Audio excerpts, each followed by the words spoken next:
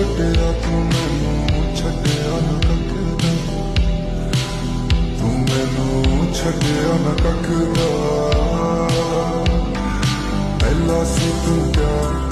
ਪਹਿਲੇ ਪਿਆਰ ਦੀ ਪਹਿਲੀ ਕਹਾਣੀ ਬਦਲਾਂਗੇ ਕਿੰਝ